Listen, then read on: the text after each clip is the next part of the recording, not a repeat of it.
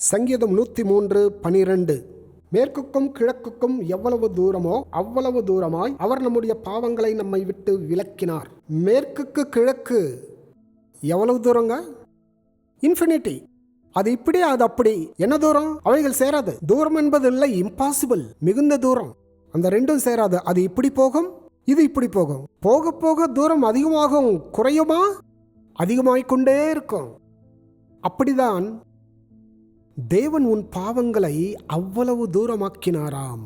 சிலுவை செய்த இவ்வளவு பெரிய காரியத்தை சாத்தான் நிறைவாய் அனுபவிக்காமல் செய்கிறான். சின்ன சின்ன காரியங்களுக்கு குறை சொல்லிக்கொண்டு நிந்திக்க செய்து உன்னை தேடாமல் செய்துவிடும். எல்லாரும் சொல்லுங்க, என் அக்கிரமங்கள் மன்னிக்கப்பட்டது. அப்போ பரலோகத்தில் தூதர்கள் என்ன சொல்லுவாங்க தெரியுமா?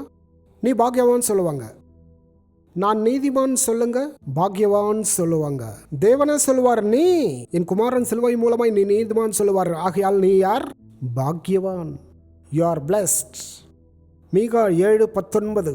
அவர் திரும்ப நம்மேல் இறங்குவார், நம்முடைய அக்கிரமங்களை அடக்கி நம்முடைய பாவங்களை எல்லாம் சமுத்திரத்தின் ஆழங்களில் போட்டு விடுவார். எங்க தூக்கி போட்டாலும் மறுபடியும் கிடைக்குமே தவிர சமுத்திரத்தின் ஆழங்களில் போட்டால் கிடைக்குமா? உன் பாஷை மாறிவிடுது, உன் மனசு மாறுது, எல்லா விஷயத்திலையும் நீ மாறிவிடுவ. Is somebody receiving his forgiveness? You are going to be dangerous to the dark kingdom. ஏனென்றால் நீ நீதியை ஏற்றுக்கொண்டால் இருட்டு உலகத்திற்கு நீ பயம். எதற்கு தெரியுமா? அதற்கு நிந்தை செலுத்துவதே என்பதே அதன் பலம். ஆகையால் சிலுவையின் மீதே நிந்தை செலுத்த முடியவில்லை என்று சொன்னால் உன் மீது ஒன்றும் செய்ய முடியாது. He has no weapon against us. So you can rule and reign in Jesus' name. எபிரேயர் 4:15-16, Hebrews 4:15-16. நம்முடைய பலவீனங்களை குறித்து பரிதபிக்க கூடாத பிரதான ஆசாரியர் நமக்கிராமல் எல்லா விதத்திலும் நம்மை போல சோதிக்கப்பட்டும் பாவமில்லாதவராய் இருக்கிற பிரதான ஆசாரியரே நமக்கு இருக்கிறார். ஆதலால் நாம் இரக்கத்தை பெறவும் ஏற்ற சமயத்தில் சகாயம் செய்யும் கிருபையை அடையவும் தைரியமாய் கிருபாசன தண்டையிலே சேரக்கடவும்.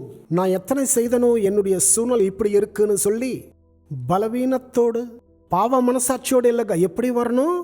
தைரியத்தோடு. போல்ட்னஸ் என்றால் தேவன் சொல்லுகிறார், how you need to come. ஐயோ, நான் தவறு செய்தேன், இப்படிப்பட்ட பாவிடான், நான் இப்படிப்பட்டவனா? தைரியம். ஏனென்றால் நீதி முதலாவது எப்படி உண்டாகுது? கிரியைகள் இல்லாமல். அதன் பிறகு ஒரு கிரியையாக மாறும். Come boldly. இந்த தைரியம் என்பது மனசாட்சியோடு வராதுங்க. எதனால வரும்? விசுவாசம் சொல்லுங்க. only by faith. சங்கீதம் 103:2-5. என் ஆத்துமாவே கர்த்தரை ஸ்தோத்திரி, அவர் செய்த சகல உபகாரங்களையும் மறவாதே. அவர் உன் அக்கிரமங்களை எல்லாம் மன்னித்து உன் நோய்களை எல்லாம் குணமாக்கி. எத்தனை பேர் என் பிரச்சனையெல்லாம் போகணும்னு நினைக்கிறீங்க? எத்தனை பேருக்கு என் வியாதி எல்லாம் போகணும்னு நினைக்கிறீங்க? எத்தனை பேர் என் கவலை எல்லாம் போகணும்னு நினைக்கிறீங்க? அது எதனோட இணைக்கப்பட்டு இருக்கிறது? என் அக்கிரமங்கள் எல்லாம் மன்னிக்கப்பட்டதுன்னு நினைக்கிறவங்களுக்கு மாத்திரம்தான். Only if you can believe all that your sins are forgiven, then all your sicknesses, problems, pains, troubles will be broken. எத்தனை பேர் என் நோய்கள் எல்லாம் போகணும்னு நினைக்கிறீங்க? ஆனால் எத்தனை பேர் என் பாவங்கள் எல்லாம் மன்னிக்கப்பட்டதுன்னு நினைக்கிறீங்க? இன்று தேவன் உங்களுக்கு ஒரு திறவுகோல் கொடுக்கிறார். இன்று முதல் ஒவ்வொரு நோய் எல்லாம் நீக்கப்படுவதாக. Who forgiveth all thine iniquities, who healeth all thy diseases. The one who can believe that all my iniquities and sins are forgiven can only receive healing for all diseases. So forgiveness is a very big key. ஆகதான் பேதுருக்குள் ஒன்று இருந்தது. என்னது? நான் எல்லாரை விட பலவீனனாய் மாறிவிட்டேன். எல்லாரை விட கோழையைப் போல என்னுடைய நிலைமை மாறிவிட்டது என்று பேதுரு. ஒருவன் எல்லாரை பார்க்கிலும் அதிகமாய் கவலைப்படுறான். அப்படி கவலைப்படும் போது அந்த நபர் ஒரு கல்லாக மாற முடியுமா? பெரிய காரியங்கள் செய்ய முடியுமா?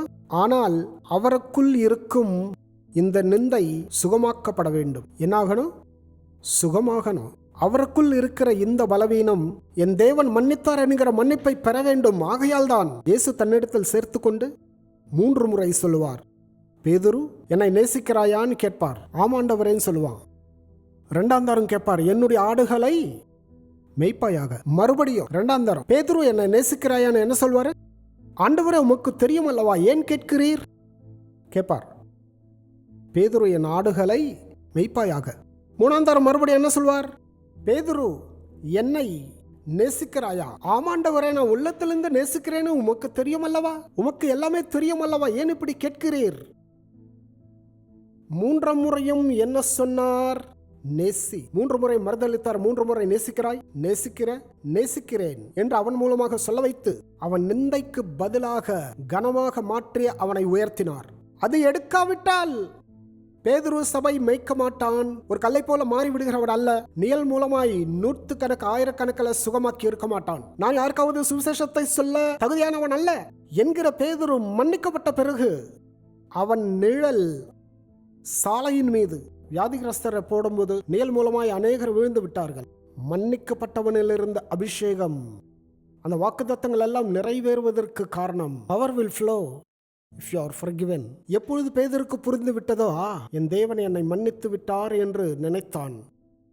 இன்று உன் பாவங்கள் எல்லாம் மன்னிக்கப்பட்டது.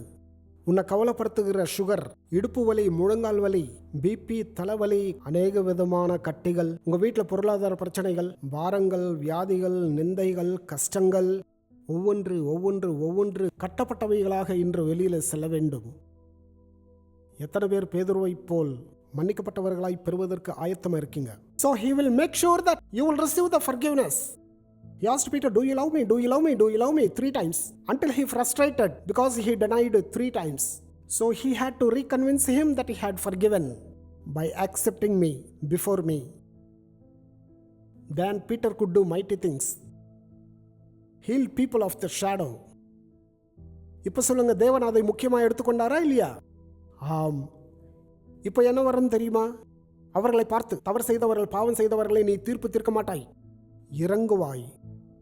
சுகவீனமானவர்களை பார்த்து இயேசு என்ன செய்தார்? மனம் இறங்கினார். அப்போ அவர்கள் என்ன செய்தார்கள்? சுகமாக்கினார். அப்போ வருத்தப்பட்டு பாரம் சுமக்கிறவர்களை நீங்கள் என்னிடத்தில் வாருங்கள். அப்போ என்றால் என்ன?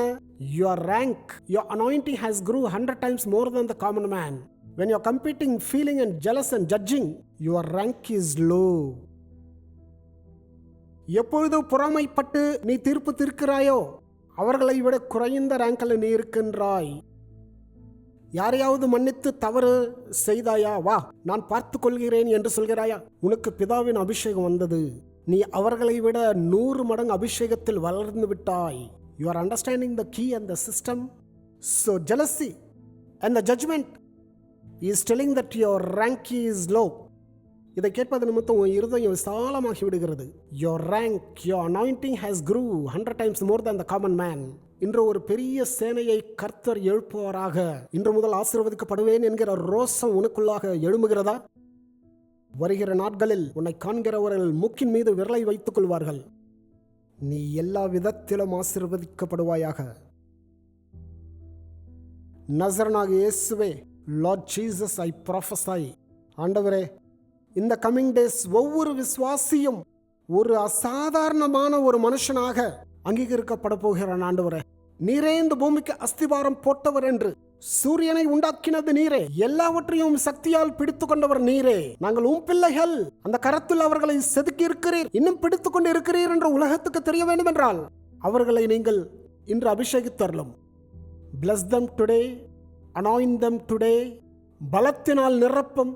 இன்று அவர்களை விடுதலையாக்கும். இன்று இந்த ஜபத்தில் இணைந்திருக்கிறவர்களுடைய சூழ்நிலை மாற்ற வேண்டும் என்று, விடுதலை உண்டாக்க வேண்டும் என்று, அவர்கள் மூலமாய் உலகத்திற்கு வெளிச்சம் கொடுக்க வேண்டும் என்று நசரேயனாகிய இயேசு நாமத்தில் ஜெபிக்கிறோம் பிதாவே, ஆமென்.